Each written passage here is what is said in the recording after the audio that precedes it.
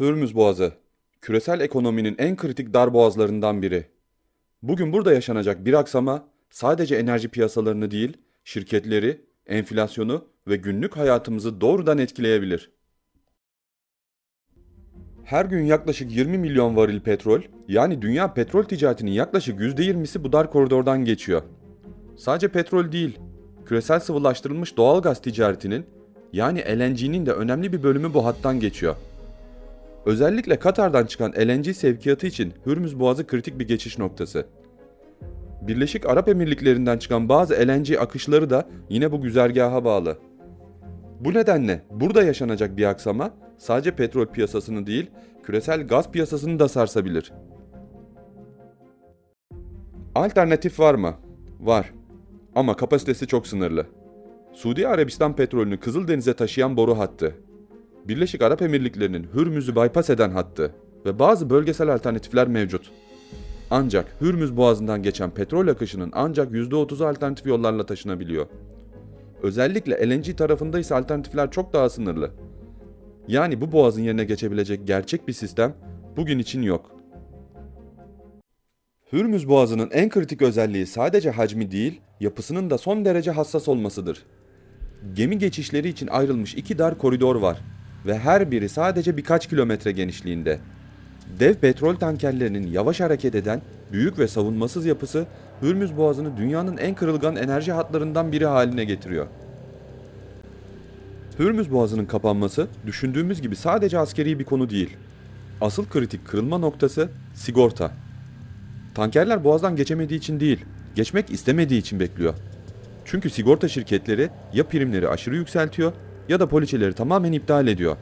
Bu da ticaretin fiilen durması anlamına geliyor. Peki bu kriz petrol fiyatlarını nereye götürür? Bu sorunun tek bir cevabı yok. Çünkü fiyatlar tamamen senaryoya bağlı. Temelde 3 farklı senaryo var. Kısmi aksama, tam kapanma ve normalleşme. Eğer boğaz tamamen kapanmaz ama akış yavaşlarsa petrol fiyatlarının 90 ila 110 dolar bandında kalması beklenir. Bugün gördüğümüz fiyatlar aslında bu senaryoyu fiyatlıyor. Peki boğaz tamamen kapanırsa ne olur? Kısa vadede fiyatlar 105 doların üzerine çıkar. 2-3 ay içinde ise 150-160 dolar seviyeleri konuşulmaya başlanır. Ve bu noktada piyasa artık denge aramaz. Kriz fiyatlamasına geçer. Daha kötü bir senaryoda ise savaş uzar ve enerji altyapıları zarar görürse petrol fiyatlarının 200 dolara yaklaşması mümkün. Peki iyi senaryo ne? Eğer boğaz açılır ve risk algısı düşerse fiyatlar yeniden 80-90 dolar bandına çekilebilir. Yani aslında fiyatı belirleyen şey sadece arz değil, risk algısıdır. Bu krizden en çok hangi ülkeler etkilenir?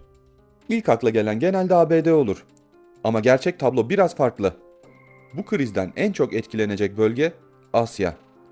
Çünkü Hürmüz Boğazı'ndan geçen petrolün büyük kısmı Avrupa'ya değil, Asya'ya gidiyor. Dünyanın en büyük petrol ithalatçısı olan Çin için bu akışın kesilmesi, üretimin yavaşlaması anlamına gelir. Çin'in ardından Hindistan, Japonya ve Güney Kore gelir. Bu ülkeler enerjiye yüksek oranda bağımlıdır ve bu kriz doğrudan büyümelerini etkiler. Avrupa da ciddi şekilde etkilenir. Özellikle enerji maliyetleri üzerine enflasyon baskısı artar. Peki ABD? ABD etkilenir. Ama sanıldığı kadar değil. Yerli üretim ve kaya gazı sayesinde bu bölgeye bağımlılığı daha düşüktür. Bu krizden etkilenen ülkelerden biri de İran'ın kendisidir. Çünkü boğaz kapanırsa kendi petrol ihracatı da durur. Yani bu senaryo aslında herkesin kaybettiği bir tabloya dönüşür. Peki bu kriz Türkiye'yi nasıl etkiler? Aslında cevap çok net. Doğrudan etkiler. Türkiye enerji ithalatçısı bir ülke.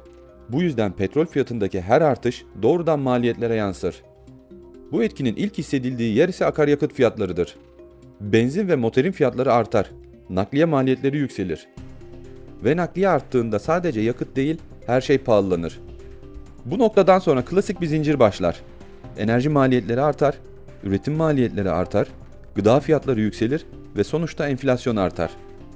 Enflasyon yükseldiğinde ise merkez bankalarının önünde tek bir seçenek kalır. Faizi arttırmak. Ama burada ilginç bir kırılma olur. Normalde kriz dönemlerinde altın yükselir.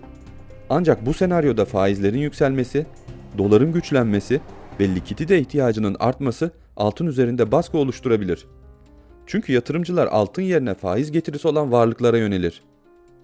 Yani bu kriz sadece enerji fiyatlarını değil, faizleri, yatırımları ve finansal dengeleri de değiştirir. Peki bu kadar belirsizlik içinde şirketler ne yapmalı? Artık risk tahmin edilebilir değil. Bu kriz bize şunu net bir şekilde gösteriyor. Tedarik zinciri artık sadece operasyonel bir konu değil, doğrudan iş sürekliliğini etkileyen stratejik bir risk alanı. Yıllardır şirketler just-in-time modeliyle çalıştı. Minimum stok, maksimum verimlilik. Ancak bu model tek bir noktaya bağımlı olduğu için kriz anlarında kırılgan hale geliyor. Tek bir tedarikçiye bağlı bir yapı verimli görünebilir. Ama aynı zamanda en büyük kırılma noktasıdır. Bu nedenle şirketlerin kritik ürünler için alternatif tedarikçiler oluşturulması bir tercih değil, zorunluluktur. Tedarik zinciri kararları artık sadece maliyet üzerinden değil, coğrafi riskler üzerinden de değerlendirilmelidir. Çünkü bazı bölgeler jeopolitik olarak sürekli risk üretir. Bu nedenle şirketler tedarik ağlarını farklı coğrafyalara yayarak bu riski dağıtmalıdır. Uzun süre stok tutmamak verimlilik göstergesi olarak görüldü. Ancak kriz dönemlerinde stok aslında bir maliyet değil, iş sürekliliğinin sigortasıdır.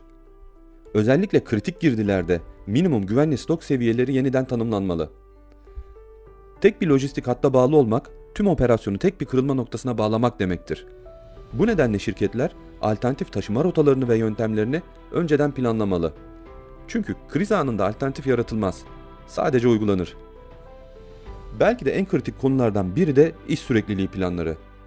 Bugüne kadar bu planlar genellikle IT kesintileri veya operasyonel riskler üzerine kuruluydu. Ancak tedarik zinciri kaynaklı iş kesintileri de bu planların merkezine alınmalı. Çünkü üretimi durduran risk artık sadece sistem arızası değil, tedarik zincirindeki kesintilerdir. Risk sadece operasyonel değil, finansaldır da. Bu tür krizlerde faizler yükselebilir, dolar değer kazanabilir, finansman maliyetleri artabilir. Bu nedenle şirketlerin nakit akışını daha sıkı yönetmesi, borçluluk yapısını gözden geçirmesi ve finansman kaynaklarını çeşitlendirmesi gerekir.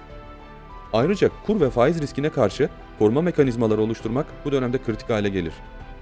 Demek istediğim artık risk yönetimi sadece operasyonu değil, bilanço yönetimini de kapsamalı.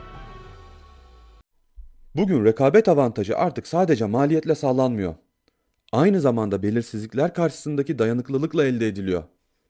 Dayanıklılık ise riskleri önceden görmek, doğru senaryoları çalışmak ve gerekli hazırlıkları zamanında yapabilmekle mümkün. Çünkü yeni dünyada en güçlü şirketler en ucuz üretim yapanlar değil, risklerini en iyi yönetenlerdir.